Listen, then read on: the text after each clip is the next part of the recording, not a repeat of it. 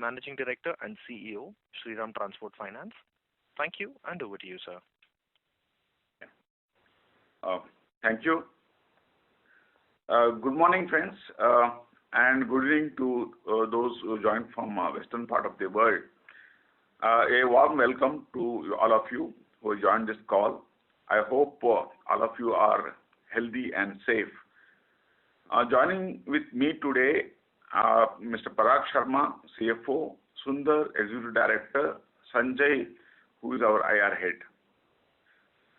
The government has, I will start with the economic update and environmental update, then we'll go into results. The government started unlock from July 2020 with the successive unlocks each month. Under the Ministry of Home Affairs and National Disaster Management Authority guidelines, lockdown measures were continued only in containment zone. Curfew was imposed only at night from 10 p.m. to 5 a.m. in all areas. State borders were reopened. Interstate and intrastate travel were permitted. Shops were permitted to allow more than 5 persons at a time. Most of the activities were allowed in non-containment zones, except entertainment, recreation, gathering, and education institutions. In August, the night curfew were removed, and in September, metro rail services were allowed, and social gathering with some limitation were allowed. The government continued its reform measures to ensure the Indian economy pick up pre-lockdown pace. The government helped rural economy through various packages. In August, 8.5 crore farmers were paid around 17,000 crore under PM Kisan Yojana. The Parliament passed 3 agriculture-related bills which included several reforms, including unrestricted sale of farm produce, enabling contact farming, and removal of stocking limits on traders for large number of commodities. These bills are expected to boost agricultural productivity and increase transport of farm produce both at the interstate and intrastate level. The private corporate sector participation would bring in fresh capital for cold storage and entire supply chain part of it, which shall give boost to rural infrastructure and income ultimately. The agriculture sector posted a growth of 4.3% in Q1FY21, despite overall negative GDP growth in the said quarter. In manufacturing, the pace of contraction in Index of Industrial Production (IIP) moderated compared to previous months, being a -10.4 and -8 in July and August respectively. However, optimism was witnessed reflecting this restart, on account of which several numbers turned positive.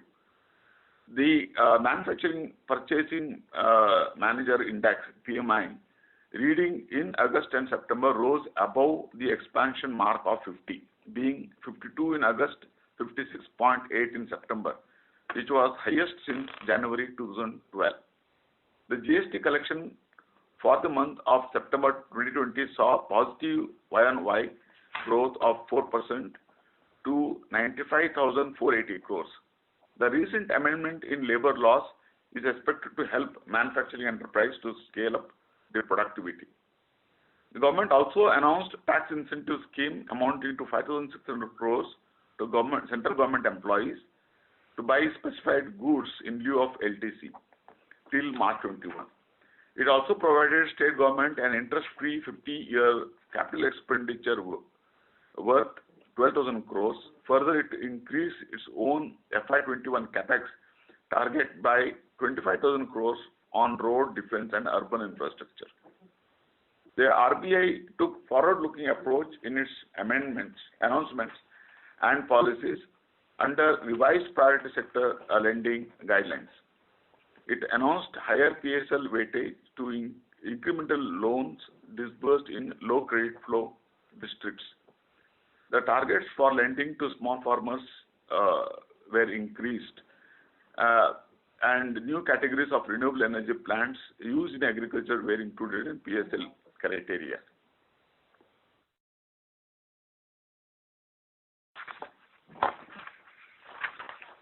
The food grain production for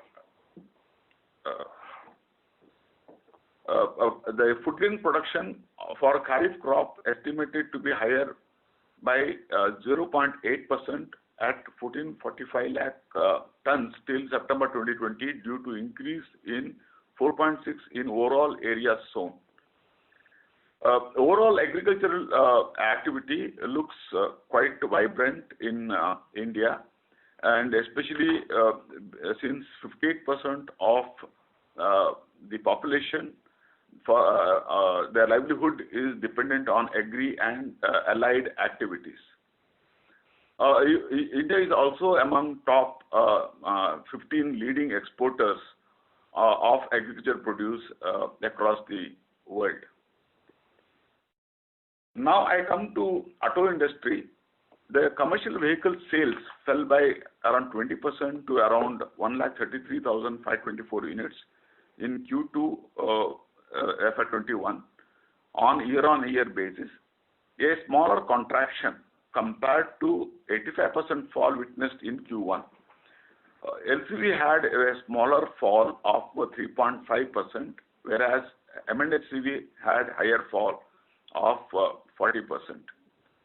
Overall commercial vehicle industry is expected to contract by around 27% as per the ICRA estimate for year 2021.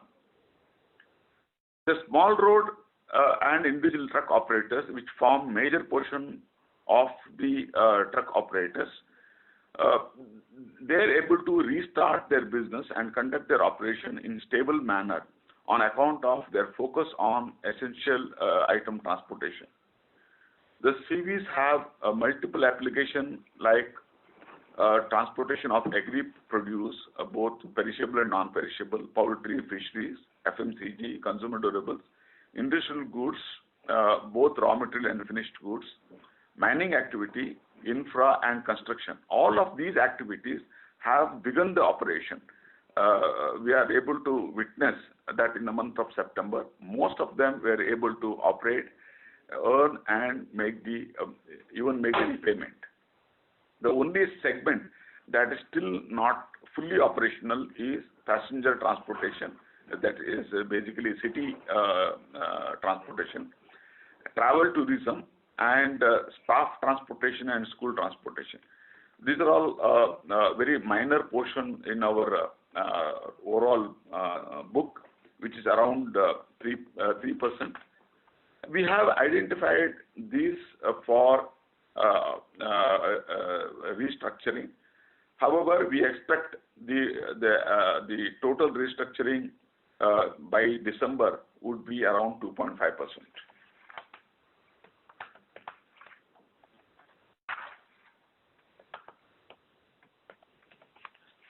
Now,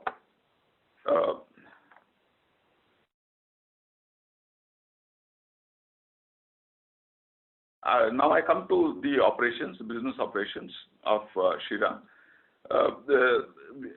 On the operation front, all our branches continue to operate peacefully. We did add 26 branches which were kept pending due to lockdown in the month of September. So the total number of branches now stands at 1784. The urban branches are 223, semi-urban are 585, and rural are 976. The rural definition, we have gone by RBI definition, which is less than 1 lakh population. And the semi-urban is between 1 to 10 lakhs. So around 12% of our branches fall in the urban. Rest everything is either in semi-urban and rural, which has a strong agri connect in their economy. The disbursement were quite good, I should say, compared to Q1, because September our disbursement were on par with the pre-COVID level. the total disbursement were 6,463 crores for the Q2. And 90% of the disbursement were in the rural and semi-urban area. Coming to the key performance number, the AUM was 1,13,345 crores against 1,08,000 crores, which is increased by 4.5% on year-on-year basis. The net interest income was 2,021 crores as compared to 2,056 crores in Q2. Profit after tax at 684 crores compared to 765 crores. However, when we take the previous year's figure, there was a tax advantage, that is a reduction in tax by the government. So we could add the Q1 and Q2 advantage into Q2 of last year. So I should say that the PAT numbers were on par with last year's second quarter number. The EPS was 27.79 as compared to 32.86. The net interest margin expanded by 24 BPS on Q basis to 6.66 from 6.42 of Q1. The ROA improved to 2.22 from 1.06 on Q basis, and year-on-year basis it was 2.67 last year in the second quarter. ROE is 14.24 against 7.09 on Q basis. The credit cost improved in this quarter to 2.12 from 3.52 on Q basis and 2.31 on year-on-year basis. Overall collection improved in Q2 with total number of customer paying either full or part EMI being 78% in August and 95% in the month of September. On NPA classification, the Honorable Supreme Court in a public interest litigation via an interim order dated September 3, 2020 had directed that accounts which were not declared NPA till 31st August shall not be declared NPA till further orders. So gross NPA, net NPA as on 30th September stood at 6.42 and 3.64 respectively, as against 8.8 and 6.15 as of 30th September 2019. However, such accounts have been classified as stage 3 and provisioning has been made accordingly. If the company had classified borrower account as NPA under 31st August 2020, the gross NPA and net NPA would have been 7.26 and 4.51 respectively.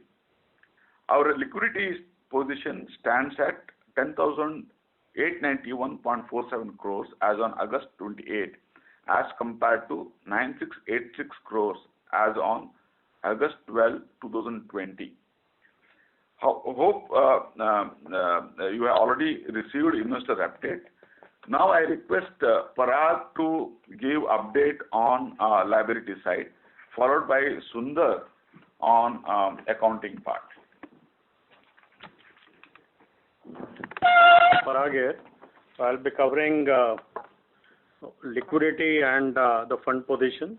So for the quarter, total fund mobilized by the company is 7,200 crores, out of which 1,500 is by way of term loans and 4,000 crore by way of securitization and assignment. The rest will be some capital market instruments and retail deposits. Thanks to the liquidity and the several schemes announced by Reserve Bank of India and government initiative, overall funding support has been good, be it partial credit guarantee, TLTRO, or special liquidity window infused through institution. Overall funds mobilized under partial credit guarantee scheme has been in excess of 2,000 crore coming from around 4 banks.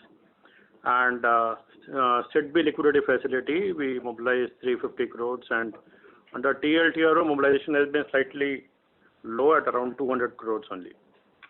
When it comes to the cost of fund, the incremental borrowing rate is around 8.75, but since we are largely dependent upon long-term funding source, the blended cost as of September will be in excess of 9%, it will be around 9.2. With collections improving now, that is adding to further liquidity buffer, and disbursement will pick up, and at that point of time, we'll be looking at further borrowing. On ALM front, we have been very comfortable. We don't rely on short-term sources, and all buckets up to 1 year have been always positive and continue to be the case even in September. We have activated our branch network team now for retail deposit mobilization, and that has picked pace. We are now getting around 250 crores net accretion to our deposits from our in our deposit front, and that is likely to go up. We do target to touch retail deposits of 20% of our liabilities over a period of time. Currently, we'll be at around 13%. With incremental borrowing costs coming down, we do expect that by March 21, overall costs will come down by around 25 basis points. I think that is all from my side on the liquidity front. I'll give it to Sundar for the accounting update. Yeah.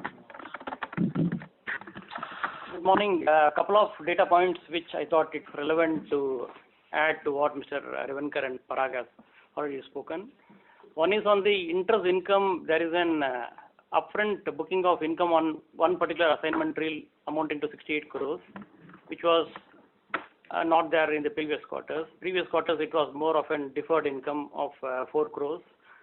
And the operating expenses, it has gone up compared to the previous quarter by around 100 crores, primarily because of the incentive being provided for the staff based on the performance, which was not there in the June quarter, and also due to opening up of most of all the branches, the expenses have gone up.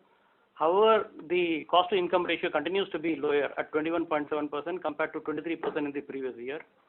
And as Mr. Revankar already has briefed on the gross stage 3 being reduced to 6.42 thanks to that Supreme Court decision, interim order.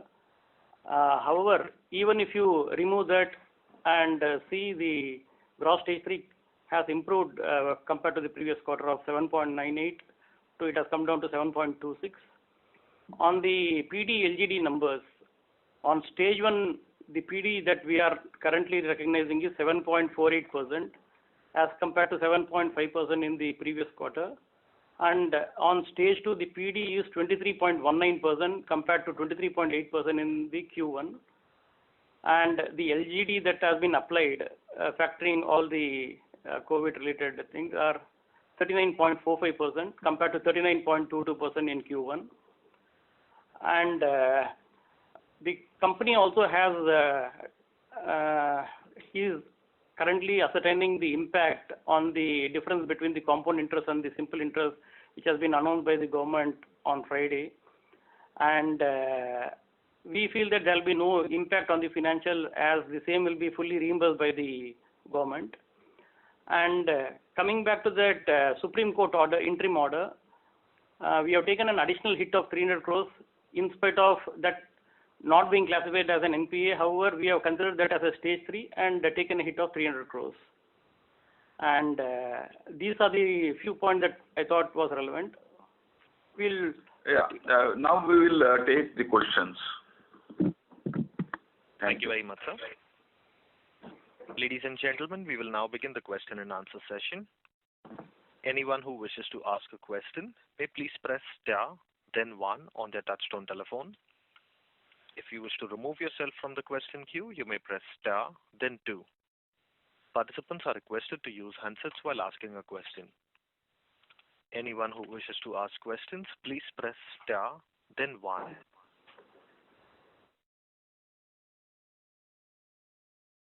The first question is from the line of Sanket Chheda from BNK. Please go ahead. Hello. Hi, sir. Good morning. My question is on collection efficiency number that you just spelled out, that 95%. So is it 95% by number of EMIs, or it is just against the billed amount and whatever you have received? What I mean to say is some customers may have paid more than one EMI, and hence the actual non-paying pool could be higher. How to read this number? See, it is purely billed versus collection. So the collections will include previous arrears, opening arrears also. But that's how we used to look at the numbers even before the pre-COVID levels. Yeah, so can you provide me the number in terms of the customers who have not paid a single EMI for the first 6 months and then September also? So how much that will account for as a percentage of our AUM? See, during the 6 months moratorium, as you are aware that we had offered close to 90%, more than 90% of the entire customer base, and out of which around 4.5% of the customers had not paid even a single installment during that moratorium period, which constitutes to around 1% of the AUM. However, some of them have started paying in the months of September and October. But if you strictly go by the 6 month moratorium period, 4.5% of the customers had not paid.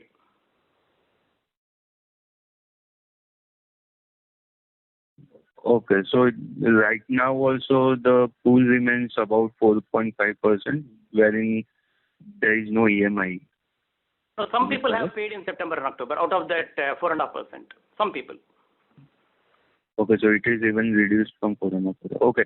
Yeah. And sir, on growth front, where we see ourselves for FY21 in terms of disbursements, we are currently just tad below 50%, but in coming 2 quarters, how do we see growth momentum? The disbursement should be at the previous year's level, say around 12,000 to 13,000 crores per quarter should be the disbursement for next 2 quarters. That should result in AUM growth of around 5 to 6%. So it will be almost on par with the last year's growth. And this growth also includes the postponement of the EMI, because when there is extended, because of moratorium, when it gets extended, the AUM does not come down. So to the extent there is a growth that is coming out of postponement. So overall it will be 5 to 6%. Okay. And lastly, sir, do you see the need of any elevated provisioning in Q3, Q4, or we feel that whatever we have provided so far is adequate? It's quite adequate because we have provided a little more. Even when we take that Supreme Court order into consideration, there also where it has moved to stage 3, even though we have not classified that as NPA, we have already provided. So I don't think we need to provide anything more. Okay. So our stage 2 assets have always been on quite a higher side. And against that, the non-paying pool which you mentioned seems quite low. So if I'm not wrong, in FY20 annual report, your stage 2 assets were about 11%. We don't disclose in 1Q. So where it stands now, stage 2 assets? Stage 2 as on September 30th is 11.65%.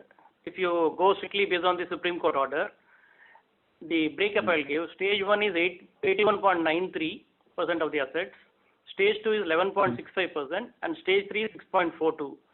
Supposing if we don't consider the Supreme Court order, the stage 1 will be 81.58%, stage 2 will be 11.15% and stage 3 will be 7.26%. Okay, sir. Sure. Thanks. That helps. Thank you. The next question is from the line of Alpesh from Motilal Oswal Financial Services. Please go ahead. Yeah, hi, good morning. Just for one question. The note number 10 in Excuse me, this is the operator. I'm sorry to interrupt, sir. Your voice is breaking.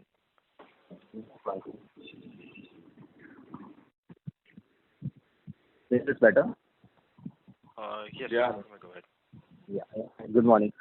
Sir, just one clarification, note number 10 regarding this hedge accounting. So, it has no impact on the reported margins, right? And this quarter, there is a mark-to-market gain of 27 crores, which has been routed through OCI.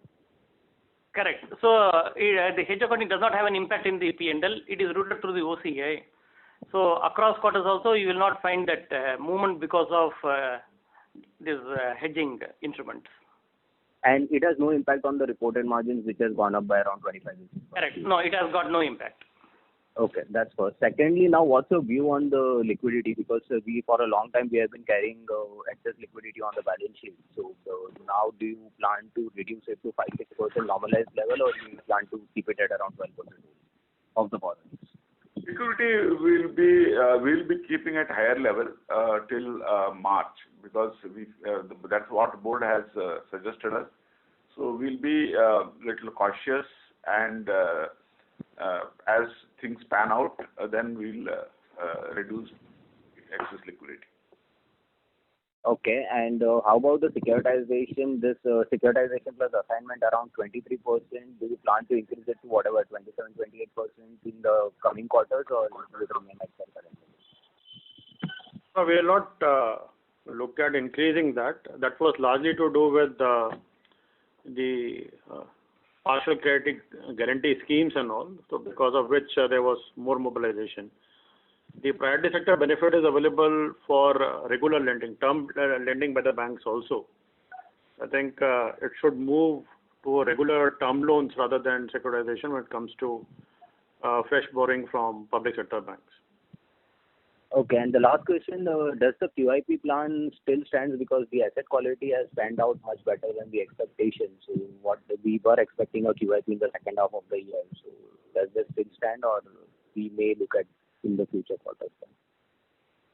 The QIP, we may not be rushing into it anytime now, because we also would like to see the sign of growth in the economy. So if the growth expectation is very high, and if the GDP growth comes back positive very fast, then we will look at the further increase in equity. Otherwise, we will not be rushing into it. Okay, and if possible, there is a statement in the presentation wherein you have given the month-wise collections from the number of customers. If it's possible, can you give the same number in terms of the value or the amount that you have received on a month-wise basis in terms of collection efficiency? That we have already shared, if you recollect, in the month of August it was 59%, in the month of July it was 53%, and June it was around 50% in value terms. So the same number you are mentioning right now is around 95%, but it would include the one or two EMIs may have been paid by the same customer. But it will be very, very less people. So approximately, if you look at the volume-wise, it will be almost similar line, So volume and value-wise, it will be similar in the month of September. Okay, so 95% people have already started and coming. Have started paying you. Okay, great. Thanks for the clarification. Thank you, and all the best. Thank you.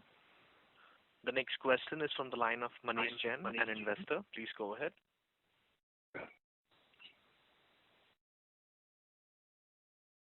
Manish Jain, your line is unmuted. Please go ahead with the question.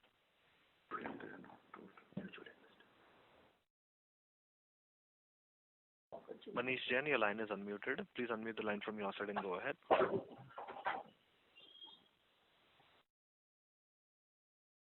As there's no response, yes, sir.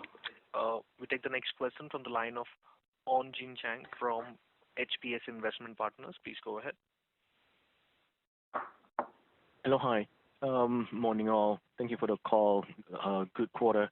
Quick question for me, just to understand, I see that you're taking additional provisioning for the COVID-19. Your numbers are pretty strong, especially the collection rate is improving, as you mentioned. So can you give a little bit of color in terms of the rationale or the thinking, why did you increase the provisioning in this period? And if I heard you correctly, you don't see additional provisioning required in the coming quarters. Is that correct? Yes, we don't really anticipate further provisioning requirement. This additional provision we have done as abundant caution, and we feel that we have all fully provided for our business as of now.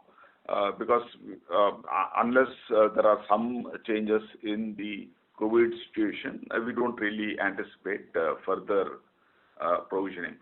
Meanwhile, I would like to also inform that the board has recommended interim dividend 6 per share because since we have come back to the business as usual, and we expect a normal disbursement and collection in the next couple of quarters. Thank you. Noted. And just on that note, you meant, just so that I heard correctly, the disbursement in the Q2 was about 680 plus crores. Is that correct? No, 6,486 crores. It is around 50% of what it was last year. 6,486 crores. 6,400. And the normalized level is 12,000 to 13,000. Yes, you're right. Crores. And you're expecting to achieve this in the coming quarter? Yes, we expect it to come. And we have enough liquidity, and we also have a good pipeline for raising resources. Okay, great. Thank you. That's all I have. Thank you. Thank you. The next question is from the line of Rikin Shah from Credit Suisse. Please go ahead. Hi, good morning, sir. Thank you for the opportunity. Just some data keeping questions. Number one, you did mention the stage 2 and stage 1 percentage of loans. Can I also get the coverage on the stage 1 and stage 2? Second, I also wanted to confirm what was the stage 2 PD now and what it was earlier. Stage 2 PD was immediate quarter, you're saying, previous quarter? Yes, current quarter and earlier. Okay, current quarter was 23.19%, and in Q1 it was 23.80%. Okay. And coming to the provisioning, so we have a coverage of 39.71% on the stage 3 assets, and on stage 1 assets we have coverage of 3.18%, and in stage 2 assets we have a coverage of 9.88%. Okay, got it. And just one more question. What would be the incremental cost of borrowing by different instruments? See, we've done two large borrowing. One is securitization, which is at around 8.75. And the term loans, because it is still from public sector banks largely, the rate has been between 8.5% to 9%. Retail borrowing rates have been low. We have brought down the rates there. So a 3-year rate will be 8%. Pardon? Retail. Yeah, below 8%. It will be less than 8%, 7.75% there. Okay, perfect. Thanks a lot, sir. Thank you. The next question is from the line of Umang Shah from HSBC Securities. Please go ahead. Yeah, hi, good morning, and congratulations on a good quarter. I just wanted to check on one thing. So, as you clearly mentioned that incremental COVID-19 related provisions may not be required, and we are already holding about 4% non-stage 3 provisions. So, in Q3 and Q4, should we assume that the overall credit cost normalizes to pre-COVID level, or we might see a little higher elevated level of write-offs compared to last year? The last quarter credit cost was 2.12, and against 2.31 last year. First quarter it was 3.51. Cumulatively, if you see, in the first half it is 2.81. And we expect it to further come down in the next two quarters if both the quarters hold good and if there is no further any COVID-related challenges. So the credit cost should be much better than earlier guidance which we had given. So we had given a guidance of less than 3 and it should become much better. That's what I should say. We don't. Otherwise, we can't comment beyond this at this stage now. Sure, that's helpful. My second question is on the OPEX part. So in the opening comments, we mentioned that there was some bit of a one-timer in the employee cost. Now, I also noticed that the headcount actually this quarter has gone down by a couple of thousand employees. So if you could just split how much of this is non-recurring in nature, and going forward, how should we look at OPEX or simplistically a 21-22% cost to income ratio is should be a more sustainable number? The next couple of quarters, we would be adding 100 branches because conversion of some of the rural center which has reached a particular level of efficiency, we need to convert that into branches. So we would be adding around 1,000 people. You are right that number of count has come down to around by 2,500 numbers, and we need to strengthen the branches. So we would be adding 1,000. But overall cost of how much is it? See, it's around 240 crores of staff cost will continue to be there. Even, see, when I say one time, it is not actually one time. Compared to June quarter we had a total freeze on incentives, and hence it was a one-time benefit, I would say, in June, rather than a one-time hit in this current quarter. This is a normalized position that we are coming back into. And we are confident that the cost-to-income ratio will hover around 22 to 23%. Okay, sure. And last data point question, what would be the overall sanctions and disbursements under the ECLGS scheme for us? Overall cumulative disbursement as of October, it will be 570 crores. Okay, and sir, what would be the sanction? Sanction is 2,800 crores, but many of the customers are not really seeking it, in the sense they do not really require it. So, and the people who would be opting for restructuring, they will not be giving it. So, I think we may add another 100 crores by December 31st. All right. Thank you so much and wish you all the best. Thank you. Thank you. The next question is from the line of Chirag Sureka from DSP Mutual Fund. Please go ahead. Sir, good morning, sir. This is Vivek. I had two questions and one bookkeeping question. One question is to Umesh. In terms of reposition and price on second-hand trucks, given the economic activity, do you expect that to be firm? Because your loss given default is still pretty much the same. Let me just ask the questions in sequence. In securitization, the question is to Parag.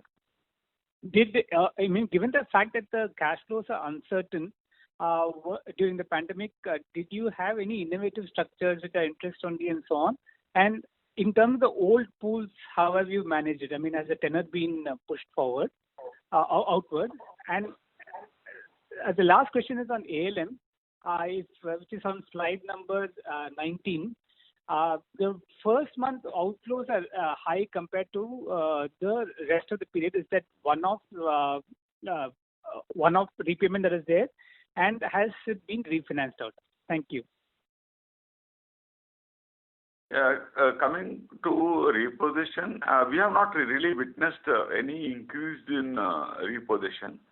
So resale values, as of now, the LCVs, resale value of LCVs are higher than the pre-COVID level. So, but heavy vehicle transactions are not seen. Neither there is buying or selling, or nor there is a repossessing. So it is too difficult to make a judgment on the same. But my feedback from the people is that the resale values are stable. It is not really decreased. So maybe this quarter should be a right time to understand the resale values, because as the what called model changes from 1 year to another year, then only we will know the resale value further drops or not. So as of now, there is not much of risk of resale value coming down. The Parag? Yeah, the securitization front, most of the lenders agreed for providing moratorium to the customers. So it is timely interest and ultimate principal. So tenor did get extended for that period. Most of the securitization in this period, as I mentioned, was under the partial credit guarantee schemes. So lenders were well aware of the cash flows and the moratorium offered. I think the second question was around ALM. Yes, there will be first bucket larger outflows because of some WCDs, working capital demand loans taken for the cash credit facility, and that would have 1 month, largely because of that. Okay, sir. Thank you, and good luck to the team. Thank you. Thank you.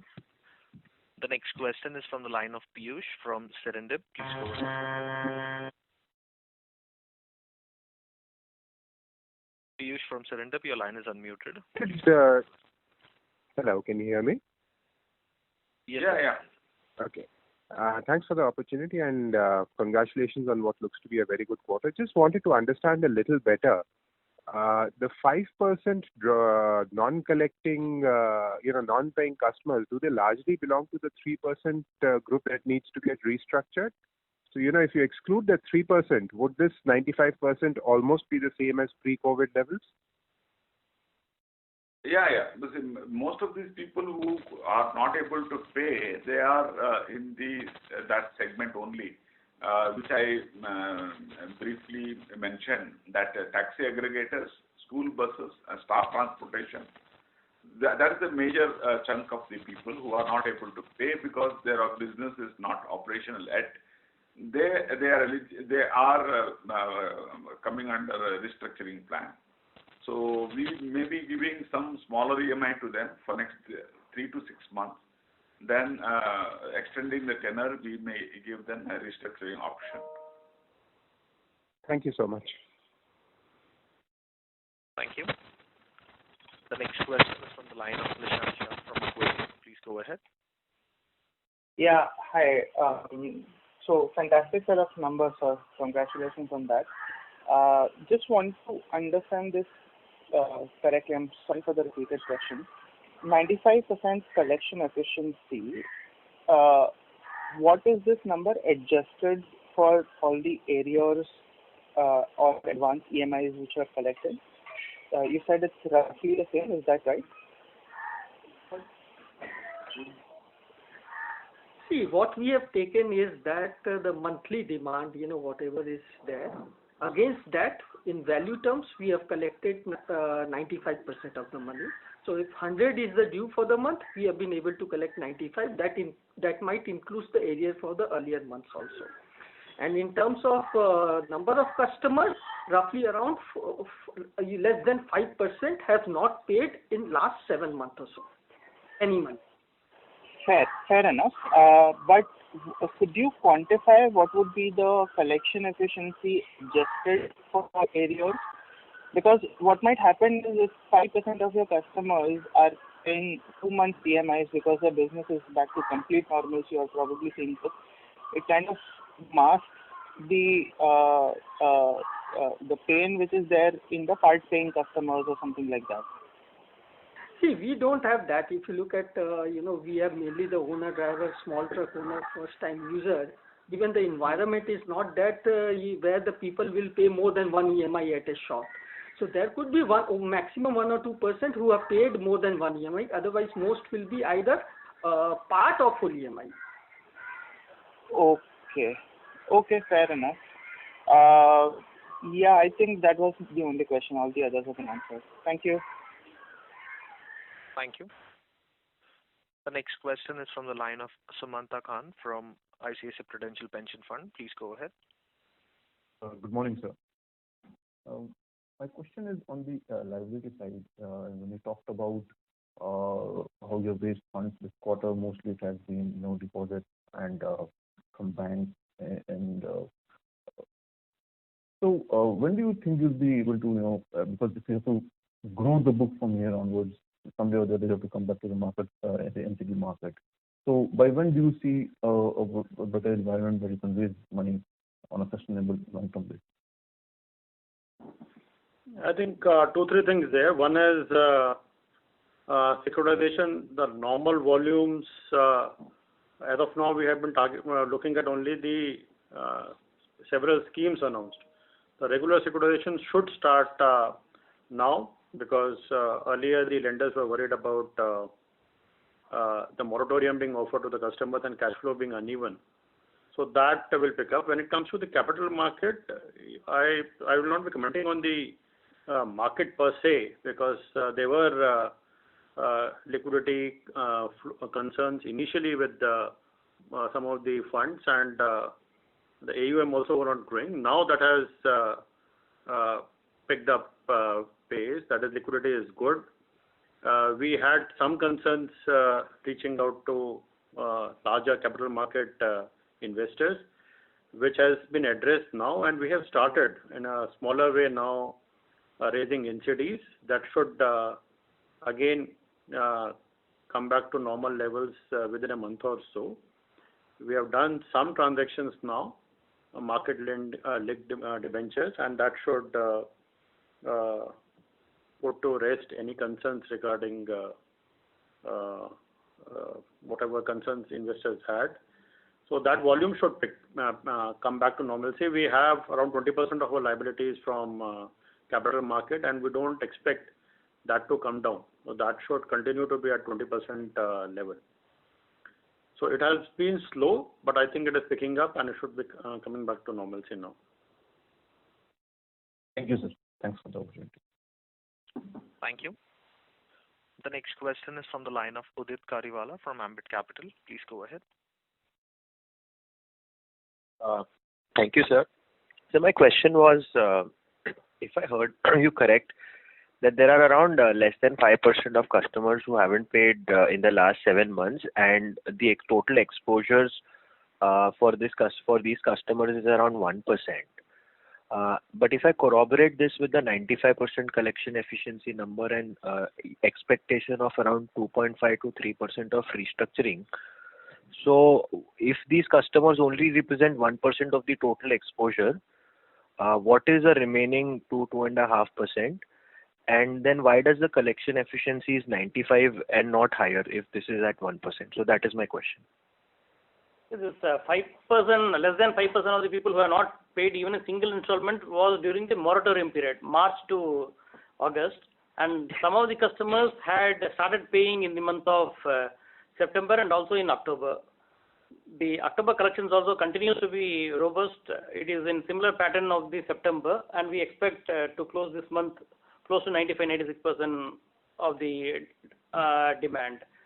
And coming back to your question as regards the restructuring, out of this 4.5% who had not paid even a single installment, after considering certain people who have started paying, the balance maybe around 2% or 2.5% people will opt for restructuring. And what was your question? So my question was that if the collection efficiency is improved even further in September and October, then it was mentioned that the total exposure for these people is around 1%. So why would 3% go to restructuring? That is my question. If this exposure is 1%, why would 3% go to restructuring? And the second part to it is, if this is 1%, then why is your collection efficiency only 95 and not higher? See, there are customers who have started paying. However, since their segment of business is still affected because of COVID, pertaining to those sectors who are related to either school operators, school bus operators, or staff bus operators, or Ola Uber. Those people had sought a request for restructuring, even though they are able to pay some components. They may not be fully able to pay, and hence we are considering an one-time restructuring option to those customers also, so that in the next 3 to 6 months they will be able to service only the principal, only the interest cost and some component of principal, and it will be staggered for the next 1 or 2 years for those customers. And hence you can't correlate this 1% with the 2.5-3% of the restructuring that we are talking. Okay. And coming to the 95% of the demand, in pre-COVID levels also, we used to have 97-98% collections coming as compared to the demand in certain months. So similar trends are there. It's nothing alarming, and we feel that in the next couple of quarters we should go towards the 100% collection on the demand. Okay. And so when the last extension to this question is that the provisioning in this quarter is around 410 odd crores, if I'm not wrong, while 300 crores is assuming that the Supreme Court directive, would not have been there. The remaining 110 crore, if you could give some color around that, is it an additional provisioning from what management is taking, or where is it coming from? Yeah, it is the additional provisioning that we are considering basis the COVID scenario. Okay. And at that, and incrementally now you're saying from here on, it should be the normal flow and not COVID-related provisioning which you will add. Yeah, as things stand today, yes, that's what is our belief. Okay. Thank you so much, sir. Thank you. The next question is from the line of Rohan Mandora from Equirus Securities. Please go ahead. Good morning, sir. Thanks for the opportunity. Sir, if you could share during the month of September, what percentage of customers by value had made full EMI payment and part EMI payments? We don't have the numbers. You can touch base with Mr. Mundra. He will be able to help you. Sure, sir. Sir, second question that I had was that since 90% of the customers were under moratorium, if they were making some payments during the moratorium period, those receivables, were they adjusted against the principal, or was it considered as a normal EMI payment? How was the accounting treatment done for those customers' EMIs at that point of time? It was considered as a prepayment of the principal. It was a portion towards the principal component. Okay. That's helpful. And sir, just given the fact that the press release that had come out from TFTRT at the end of September, they had broadly indicated that in the MHCV segment, the feedback that they are getting is around 60% of the collections would have, 60% of the truck operators would have made payments of the September EMIs, whereas we are reporting a very good number. So if you could comment what led to such strong collection numbers vis-a-vis the feedback that we were getting from the market. See, basically let us understand that many of these large fleet operators, they operate in a long distance. So like Mumbai, Guwahati, Mumbai, Delhi, etc. The long distance transportation is still not normal. It has not come to the pre-COVID level. But the within the state transportation has come to normalcy. And we lent to only the small route customers.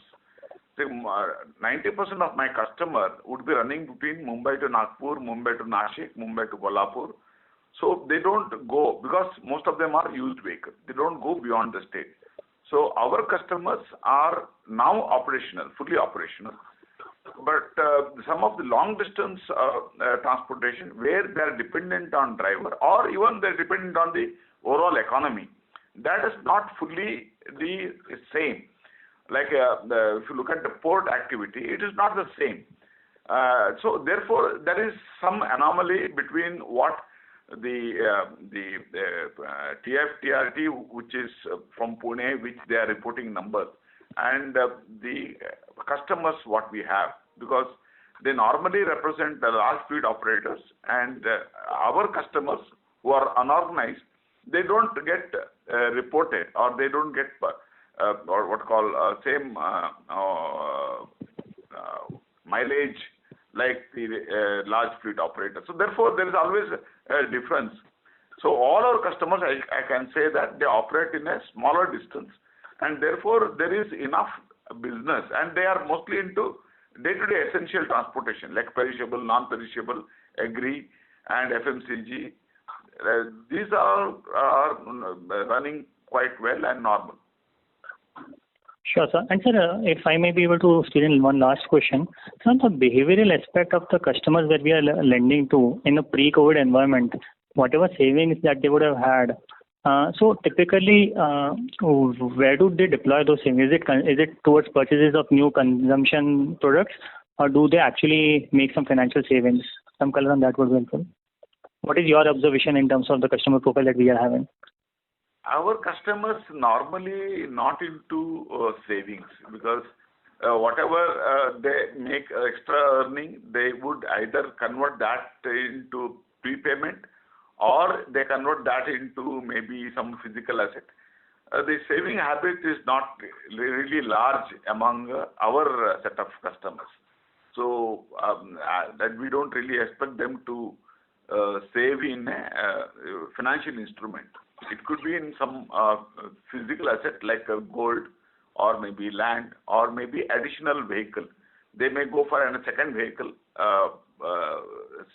something like that. Sure, sir. Thanks a lot. Thank you. The next question is from the line of Kashyap Javeri from Emkay Global. Please go ahead.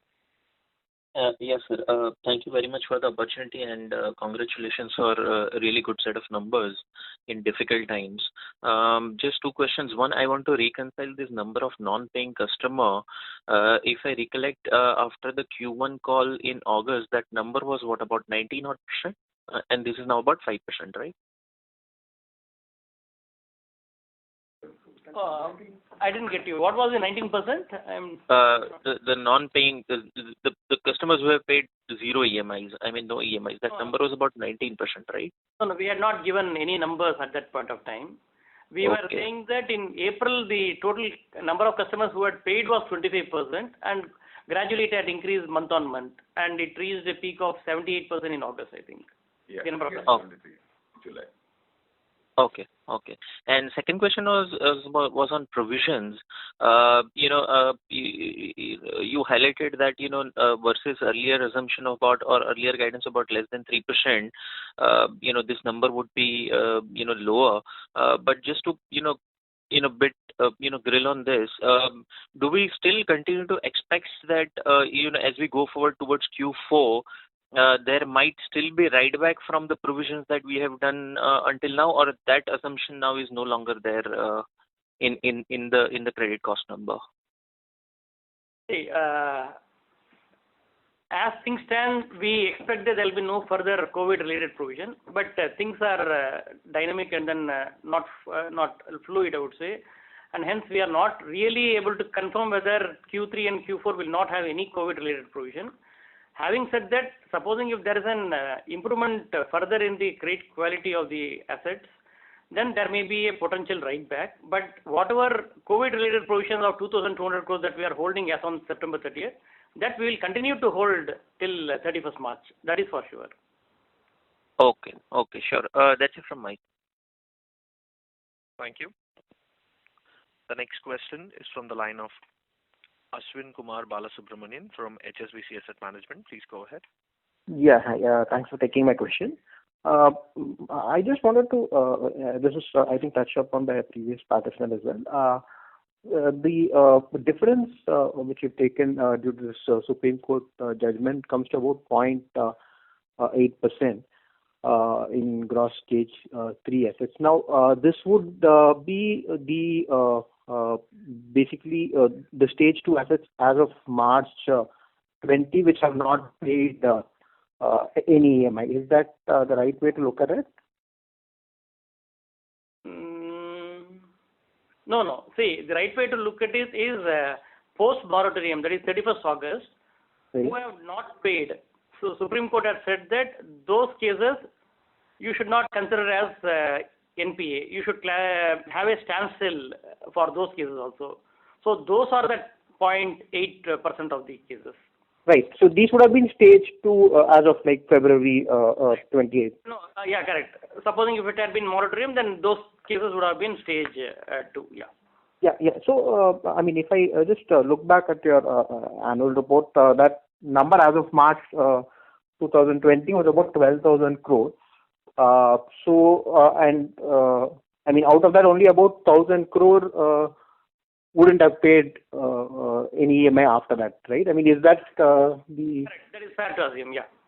Okay. But, I mean, is this the kind of normal roll forward rates, I mean, a rollback rate that you see, or in stage 2 assets, or like, I mean, is this worse than normal, or like better than normal? It should be that 11 to 12, 13% will be the normal that going forward also. Okay, got that.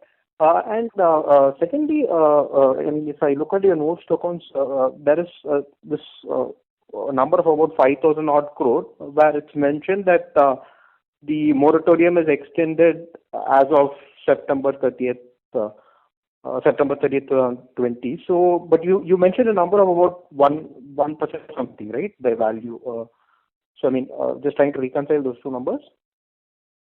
So that is as per the RBI requirement, IRAC requirement, wherein they had said that there is a disclosure norm that they had in all the NBFCs and banks to provide. Whatever was the moratorium extended to non-standard assets, on that whatever is outstanding as on 30th September is that 5,000 number. It will not be really easy for you to interpret this and reconcile this and that number. That we can have it post this call maybe. You can just touch base with Mundra. He will be able to help you out.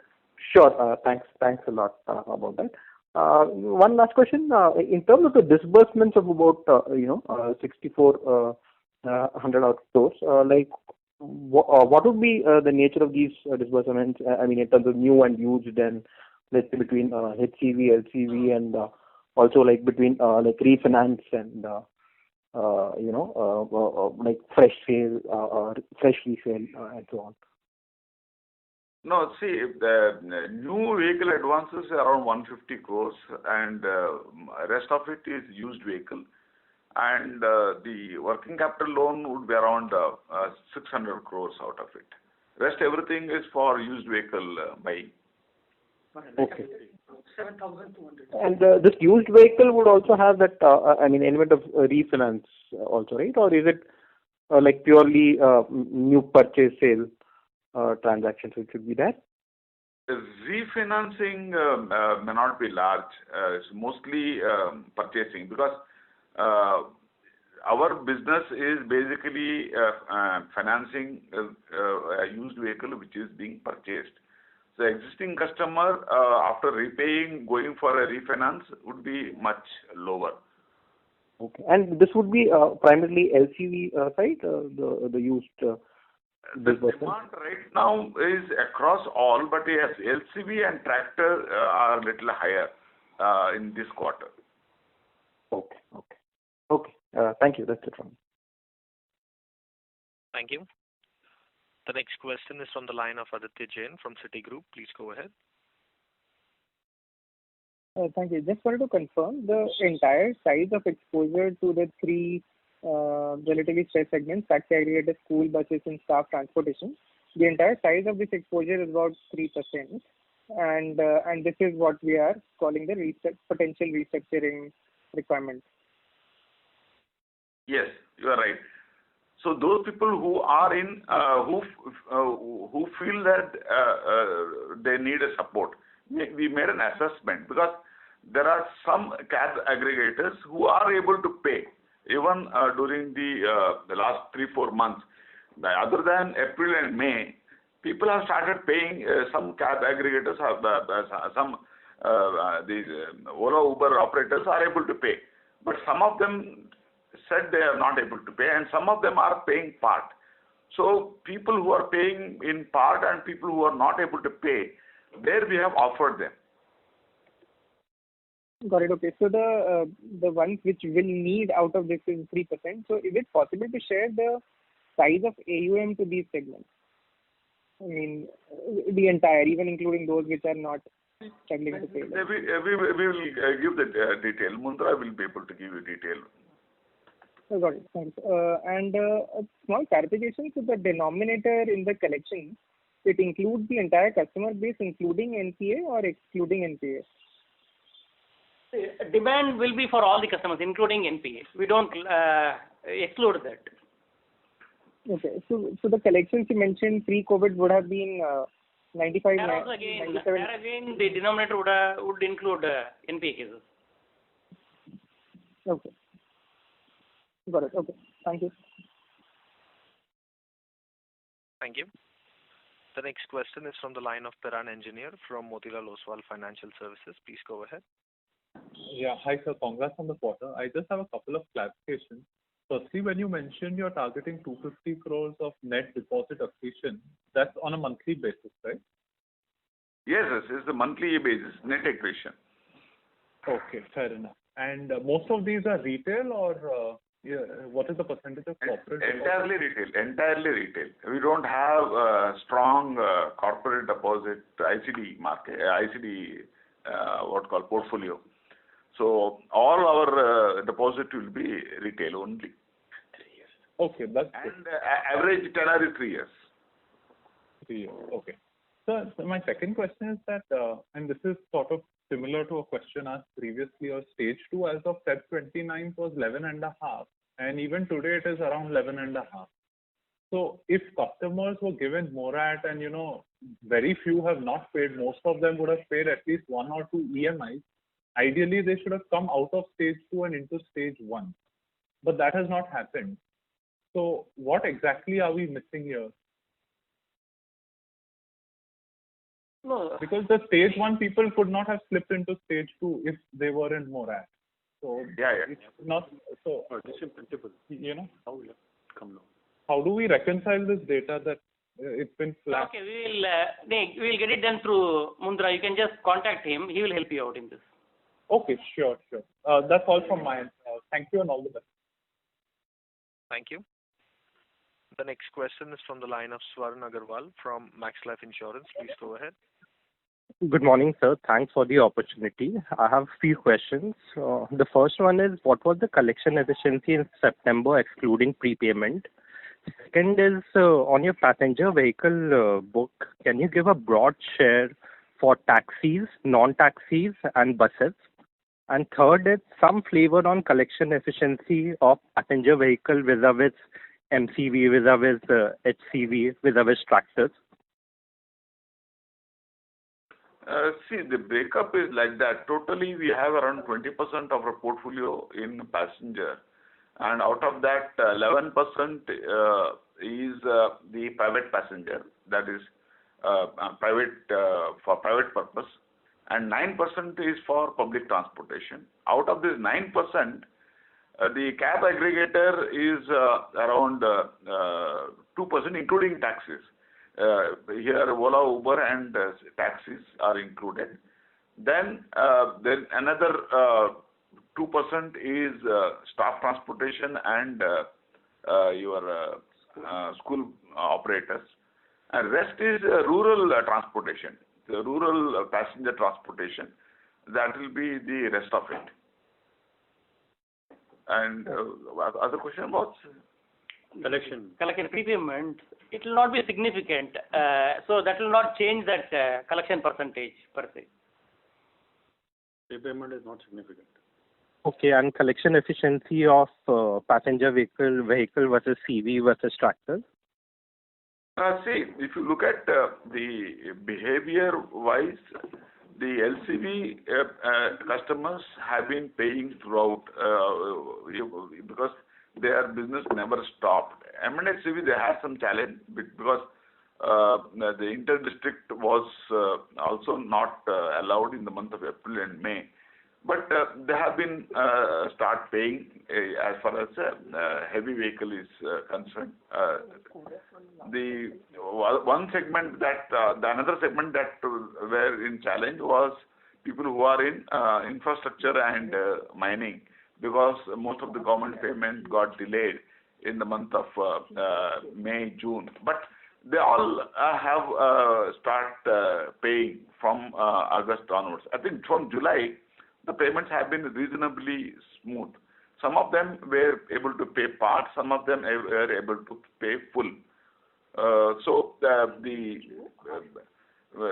segment which never got much impacted were tractor and LCVs. Others got impacted, but it got recovered from July onwards.